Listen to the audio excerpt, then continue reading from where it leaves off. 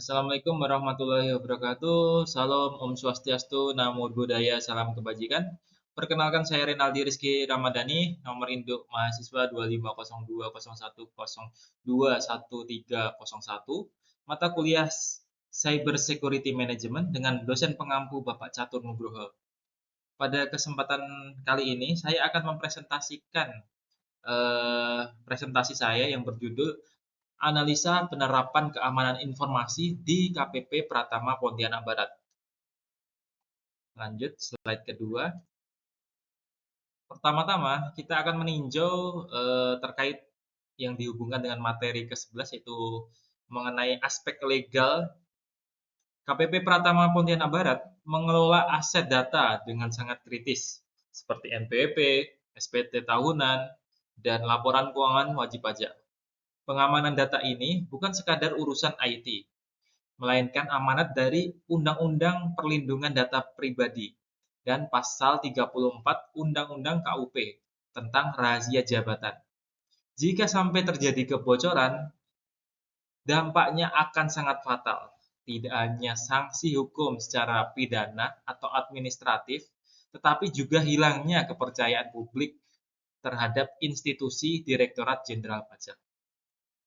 Lanjut, slide ke-3.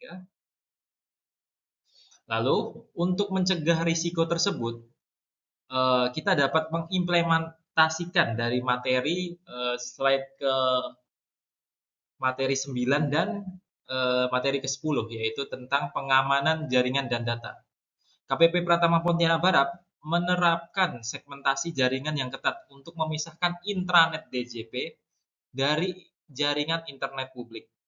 Jika pegawai sedang dinas luar, maka jika ingin mengakses jaringan tersebut, maka mereka harus menggunakan koneksi VPN yang terenkripsi. Selain ancaman dari luar, di KPP Pratama Pontianak Barat juga mengantisipasi namanya ancaman internal.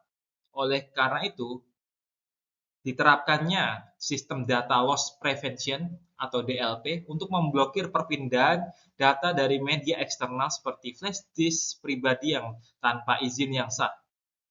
Lalu slide keempat.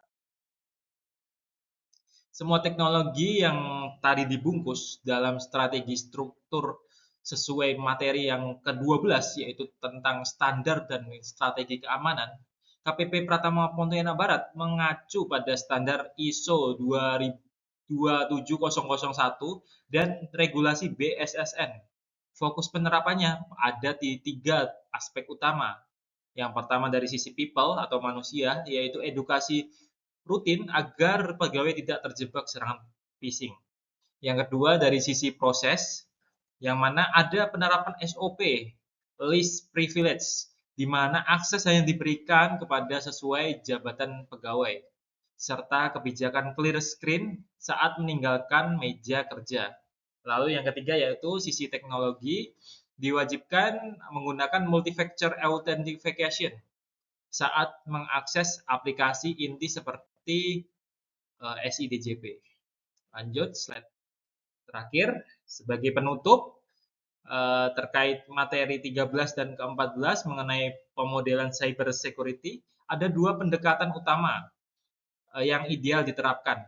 Pertama adalah defense in deep, yaitu keamanan berlapis, mulai dari pengaman fisik gedung, jaringan, hingga level database.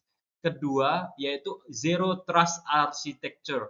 Dengan arsitektur ini, sistem tidak akan otomatis percaya kepada siapapun, meskipun seorang pegawai yang sudah berada di dalam kantor KPP Pratama Pontianak Barat dengan memakai jaringan lokal. Sistem akan selalu meminta verifikasi identitas setiap ada akses yang mengakses sistem tersebut. Demikian presentasi dari saya. Apabila ada kurangnya, saya mohon maaf. Saya tutup. Wassalamualaikum warahmatullahi wabarakatuh.